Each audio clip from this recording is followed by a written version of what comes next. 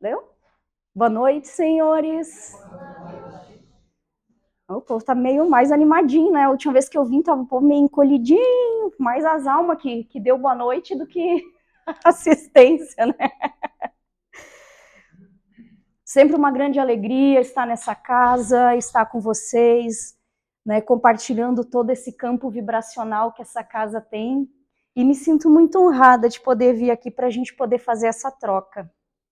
Eu já falei isso outra vez e hoje isso veio mais marcante ainda, que a Jaqueline Caldarte, ela sempre fala para mim que a palestra primeiro ela serve pro palestrante e bem depois ela vai servir para os consulentes. E de fato, a palestra de hoje veio como um chacoalhão para mim pessoalmente, porque o tema é teimosia versus perseverança.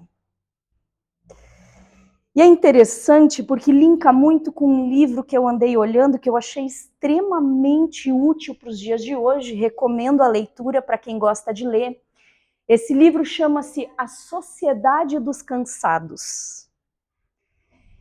E a temática do livro ela é muito atual e ela vai falar muito de como nós nos comportamos na atualidade enquanto seres humanos, enquanto sociedade, como as nossas organizações estão fluindo, como as coisas estão acontecendo e como os modelos foram se transformando de sociedade.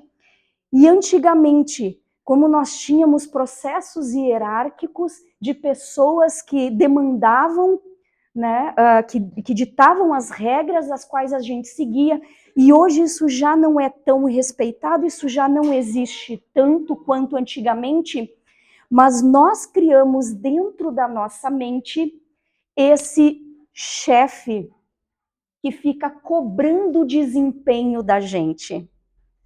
Nós não precisamos mais que o gerente, o supervisor, o dono da empresa fique exigindo da gente que a gente dê mais do nosso potencial. A gente não precisa mais que a esposa, o marido, os filhos, o pai, a mãe cobrem da gente um posicionamento mais presente. A gente não precisa mais que a sociedade nos cobre, porque hoje nós fazemos esse trabalho e fazemos de forma muito mais eficiente. Porque quando o externo dava essa imposição de que a gente precisava dar sempre mais de nós, a gente se recolhia no nosso canto, na nossa casa e conseguia fugir dessa dinâmica. Mas quando nós tiramos esse supervisor do lado de fora e colocamos ele dentro do nosso campo mental, a gente não teve mais para onde fugir. Então, hoje, a sociedade dos cansados produz e continua produzindo. E dentro da nossa mente existe um ladinho que fica nos cobrando que nós ainda não demos tudo de nós. Nós ainda não lemos todos os livros que deveríamos ler, nós não fizemos todos os cursos que precisava, nós não somos a melhor mãe do mundo, o melhor pai do mundo, nós não somos o melhor profissional, nós não entregamos ainda tudo de nós. Hoje nós fazemos essa cobrança. E dentro de todo esse contexto da sociedade dos cansados, a gente começa a olhar para esse ponto de equilíbrio que vai definir o que é perseverança e o que é teimosia. Quantos de nós, e eu preciso muito me incluir nessa fala, quantos de nós insiste em algo que está nos causando dor, em algo que está nos trazendo um dano, mas a gente quer aquilo, então a gente continua insistindo e teimando, porque a gente quer fazer dar certo. E veja, quando as coisas apresentam muitas dificuldades, talvez aí tenha um alerta piscando. Quando num relacionamento existe muita dificuldade de se encaixar, talvez aí tenha um alerta piscando. Quando no nosso trabalho, talvez a gente já não consiga mais encaixar e a gente fique insistindo, talvez aí também tenha um alerta piscando. Mas nós sempre ignoramos os alertas, porque tem aquela velha frasezinha que diz: e que seja feita a vossa vontade. A gente repete muito isso, né? Acabamos de repetir. Mas será que de fato a gente realmente permite que seja feita a vontade de Deus na nossa vida? Será que de fato realmente a gente abre espaço para Deus agir na nossa vida? Será que de fato nós permitimos que esse cara aqui se faça presente na nossa existência, como nós falamos? Falar de Jesus é sempre muito bonito. Falar de Deus também. Para nós espiritualistas, falar da espiritualidade superior, dos nossos mentores, nossos guias, nossos amparadores, também é muito bonito. Mas agora, quando nós falamos somente como filosofia verbal, mas isso não está dentro de nós, então do que realmente a gente está falando? A vida, ela sempre exige de nós o máximo. A vida é extremamente, inteiramente pedagógica. Tudo que acontece com a gente, acontece por uma razão. Nada, absolutamente nada é acaso. Tudo que acontece é sagrado. Tudo tem um motivo de ser, tudo tem simbologia. Se a gente olhar para a vida com esses olhos materiais, a gente sempre vai olhar de forma banal e achar que está tudo exatamente como está por um acaso do destino. Mas quando nós paramos, saímos desse ritmo frenético da sociedade dos cansados, saímos do automatismo, que é outro efeito colateral dessa sociedade, a gente consegue olhar para a simbologia da vida. A gente consegue perceber a vida nos dando sinais. A gente sempre espera o extraordinário, o magnífico. Eu me lembro que eu sempre quis vislumbrar o extraordinário, eu queria provas incontestáveis da espiritualidade, da existência dos espíritos. Eu queria provas, eu sou no estilo São Tomé, eu precisava ver para crer. E durante muitos anos da minha vida, mesmo trabalhadora de casa espiritualista, eu ainda questionava algumas coisas. Então um dia eu passei por uma cerimônia no xamanismo e naquele momento eu ouvi uma voz que dizia assim: você não queria ver? Então veja. Abra os olhos e veja.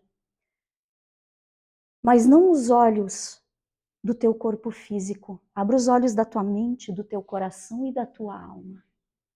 Para você começar a ver o que você tanto quer enxergar. A partir daquele momento, eu comecei a olhar para cada detalhe da vida como sendo um detalhe sagrado. Para cada acontecimento como sendo uma oportunidade. E mesmo nas minhas horas mais ruins, nos momentos onde eu estava mais abalada emocional e espiritualmente, eu procurei simbologia. Então eu fui descobrindo que a gente teima o tempo todo mas não persevera. Porque nós queremos trilhar um caminho que a gente define e diz, não, eu quero que seja assim. E muitas vezes, na grande maioria das vezes, nós estamos interferindo no próprio plano do nosso projeto reencarnatório. Naquilo que nós mesmos trilhamos para nós. A gente se agarra na materialidade como se tudo que existisse fosse isso aqui. E ignora tudo que há além disso. Nós olhamos para os nossos irmãos, nós olhamos para as pessoas ao nosso redor. Muitas vezes as pessoas nos machucam e a gente quer entender por quê. E a gente quer revidar e a gente fica esperando a lei do retorno atingir o outro para a gente se regozijar, porque ele finalmente pagou pelo que ele me fez. Mas assistindo de novo o filme A Cabana, quem ainda não assistiu, assista. Prepara uma caixinha de lenço, um copinho d'água para hidratar, né? Aguenta firme e vai. Na cena onde ele chega na caverna e assiste todas aquelas imagens, e ele precisa escolher qual dos filhos dele vai ser punido, naquele momento eu encontrei a julgadora dentro de mim. Naquele momento eu encontrei a pessoa que ficava julgando os outros, a vida, Jesus. Nossa, você julgava Jesus, Júlia? Sim, julgava sim. Deus também. Eu questionava para ele algumas coisas. Poxa, mas como isso? Como aquilo? Por que disso? Por que daquilo? Pô, e aí? Naquele momento eu consegui entender toda a fragilidade que existia dentro de mim e que eu não tinha olhado ainda. E de lá para cá, uma construção da Júlia que começa a olhar para as linhas de Deus, que a gente muitas vezes chama de linhas tortas, mas elas não são tortas, as linhas de Deus são perfeitas como Ele. O problema é que quando elas não entram em convergência com aquilo que a gente quer, nós dizemos que está torto. Mas na verdade, é só Deus mostrando para nós um outro caminho, uma outra forma de caminhar, um outro jeito de olhar para as coisas e de fazer as coisas. Então, como é que a gente descobre quando a gente está insistindo, perseverando ou teimando? Fazendo um caminhozinho, que eu já falei várias vezes aqui também, e que Sócrates nos deixou como um tesouro para a humanidade. Conhece-te a ti mesmo e conhecerás o universo e os teus deuses. Enquanto eu estou nesse ritmo frenético da sociedade dos cansados, me cobrando constantemente produtividade, me cobrando cada vez mais, e eu estava ali mesmo falando com o André e com o nosso irmão ali sobre isso, que de tanto eu me cobrar, tanto eu me cobrar, domingo passado meu coração deu pau. E eu precisei ir para emergência. E aí o médico disse, você vai ter que botar um marca-passo no coração. Estou examinando ainda. A princípio o cardiologista disse que foi um alarme falso, mas todo alarme falso vem como um alerta, né, André? Para a gente observar coisas que a gente talvez não esteja observando. Todo mal é um bem disfarçado. Em tudo existe uma lição a ser aprendida. Em tudo tem algo que a gente não olhou e ainda precisa olhar. Em todas as coisas a gente encontra simbologia. E quando você entra em sintonia com você, começa a sair desse ritmo frenético da sociedade, dessa cobrança, dessa loucura e desse caos, e começa a se olhar no espelho, você começa a entender quais são as tuas limitações, os teus pontos fracos, os pontos fortes. Aonde você pode dar sim o teu melhor, aonde você precisa abrir mão e recuar. Um projeto que não dá certo não é um fracasso.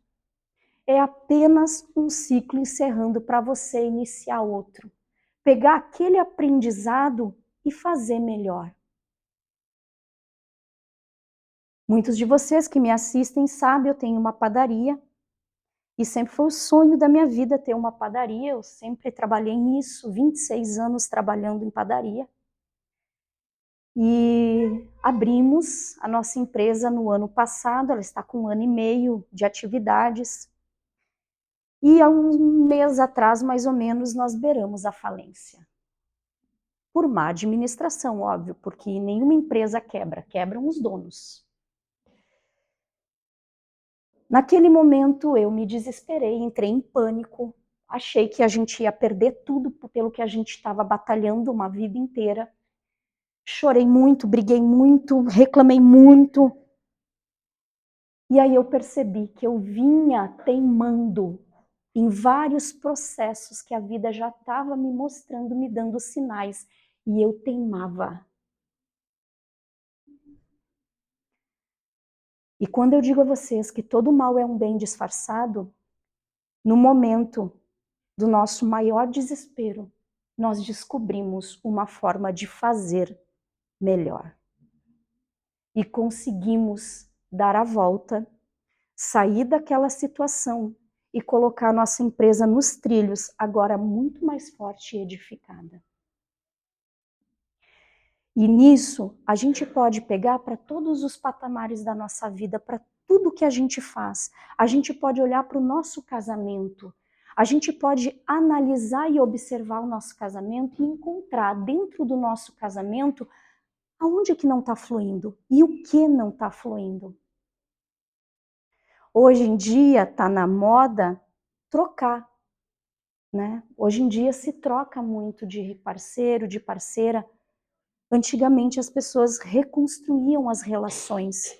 Hoje não. Se não deu certo aqui, eu paro aqui e vou para cá. E depois eu vou para cá. Porque existe uma insanidade coletiva nas pessoas de achar que o próximo vai ser melhor. O próximo vai ser melhor. O próximo vai ser melhor. O que as pessoas não percebem é que todos nós estamos doentes de alguma maneira.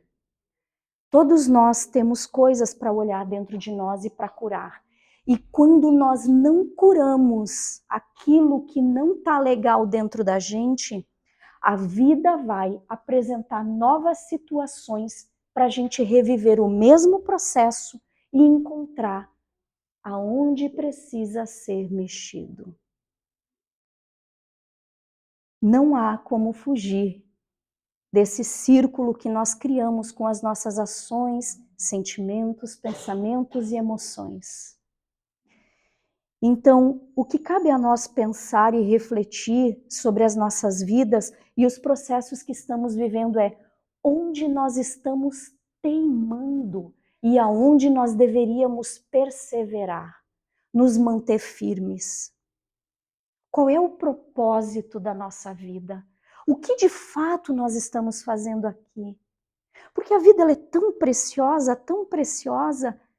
e quando nós começamos a olhar para todo o lado simbólico da vida e perceber a majestade de estarmos vivos, de ser quem somos e de estar onde estamos, e Chico já dizia que não há endereço errado.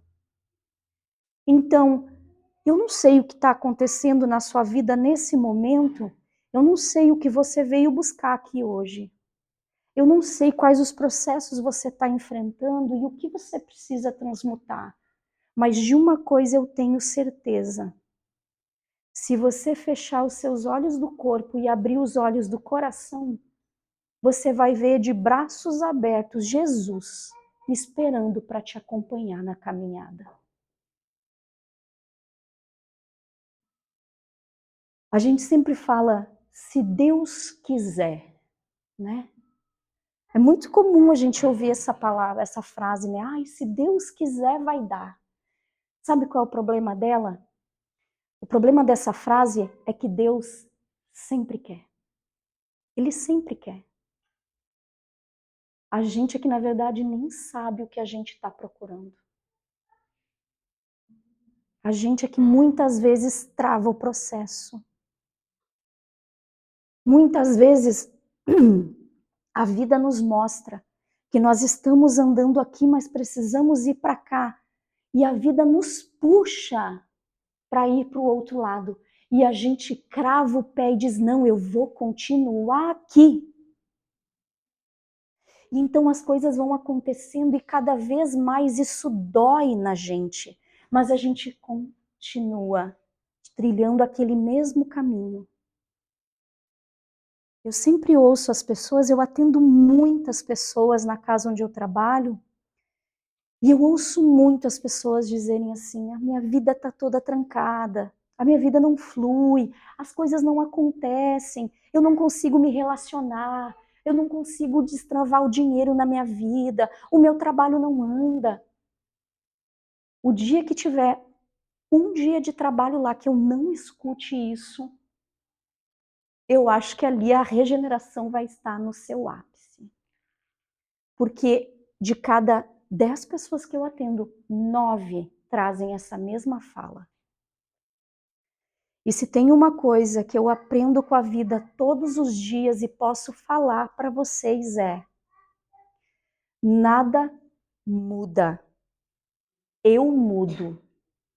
Tudo muda. Quando eu mudo a forma de olhar para a vida, quando eu mudo a forma de olhar para Deus, quando eu mudo a forma de encarar o meu projeto encarnatório, quando eu mudo a forma de olhar para o meu marido, de olhar para minha esposa, para os meus filhos, para os meus pais, quando eu mudo a forma de olhar para o meu trabalho, para o meu empregador, para a minha empresa, para os meus funcionários, para os meus colegas, quando eu mudo a forma de olhar para mim, a vida olha diferente para mim também. E se tem algo nessa vida que funciona e nunca falha, é lei da atração. Então, o que nós estamos atraindo? Aonde que está o nosso coração e o que a gente está reverberando? Quando a gente pensa que está vivendo uma injustiça, que os processos que a gente está passando são processos injustos, a gente questiona Deus, questiona a perfeição de Deus. Eu fiz isso muitas vezes. Em muitos momentos da minha vida eu questionei o que eu estava vivendo. Mas isso não é justo, eu sou uma pessoa tão boa. Mas e o que tinha aqui e aqui, que me colocava em ressonância com todos esses processos? O que eu ainda não aprendi que esses processos continuam vindo para mim? E quando eu começo a repetir padrões e padrões e padrões, é o momento de eu parar, olhar para dentro de mim e pensar: eu estou teimando, insistindo em algo que está me causando dor. Com certeza vocês já me ouviram falar várias vezes sobre o histórico da minha família. E hoje meu pai está aqui sentado aí. E a esposa dele também. A minha avó materna, ela teve um histórico muito, muito, muito triste. Meu avô extremamente violento, batia nela, batia nos filhos. E para salvar os filhos, a minha avó saiu de madrugada com 13 crianças, no meio do mato, os maiores carregando os menores. E ela lutou muito, muito mesmo, A minha avó é o maior exemplo de força, de coragem, de determinação e de poder feminino que eu conheço na minha vida. E recentemente, para vocês verem como a vida nos oferece oportunidades mesmo depois da morte, eu tive a felicidade, a honra e a alegria de, no astral, reunir minha avó e meu avô. E promover entre os dois perdão. Fazer com que ela perdoasse o meu avô por todo o dano que ele causou e que o meu avô perdoasse ela pelo abandono. A vida é um convite contínuo à melhoria. Nós estamos sempre sendo convidados por ela a nos melhorar. Sempre existe uma nova possibilidade. É por isso que escurece, a gente dorme, amanhece, a gente acorda e recomeça tudo de novo. Para que a gente tenha a possibilidade de fazer e fazer melhor. A gente não precisa esperar um advento, uma coisa extraordinária acontecer para mudar aquilo que não está legal na nossa vida. A gente pode começar agora, aqui, nesse momento, nessa casa, onde nós estamos sendo imantados por todas essas energias, de todos esses espíritos que nos abraçam nesse momento. Nós podemos agora começar a soltar aquilo que nos causa dor, aquilo que nos adoece, aquilo que faz com que a gente não se sinta feliz e começar a abraçar um novo caminho. Chico sempre disse que nunca é tarde demais para recomeçar. Nunca é tarde demais para a gente fazer novas escolhas. Nunca é tarde demais para a gente olhar aquilo onde estamos insistindo e causando dano, abandonar aquilo e escolher uma nova rota. Nunca é tarde demais para transmutar todas as coisas dentro de nós. Nós somos um universo inteiro. Todo um universo dentro de cada um de nós. Se nós pudéssemos olhar para nós no espelho e enxergar a grandeza que habita dentro de nós. Para a gente parar de se apequenar, de se colocar como grãozinho de areia da praia e assentar na terra como espíritos encarnados que somos, filhos de um Deus misericordioso que permite a reencarnação para que a gente possa refazer o caminho e caminhar. De um Pai tão amoroso, tão bondoso, que todos os dias acende a luz do dia para que a gente possa clarear as ideias e modificar a rota. Então, para encerrar minha fala nessa noite, como de costume, eu gostaria de deixar uma pergunta para a gente se fazer quando for dormir. Onde eu estou colocando a minha energia, o meu coração, o meu tempo? O que isso está me trazendo? E será que é o momento de perseverar e continuar? Ou talvez agora chegou a hora de parar, de teimar e mudar a rota? Para encontrar um novo caminho, uma nova possibilidade. E quem sabe fazer diferente.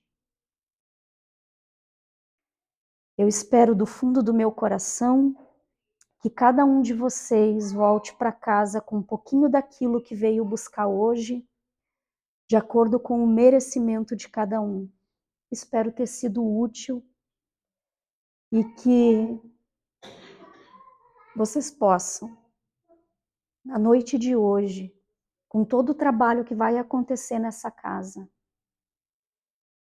encontrar mais clareza para amanhã voltar para a vida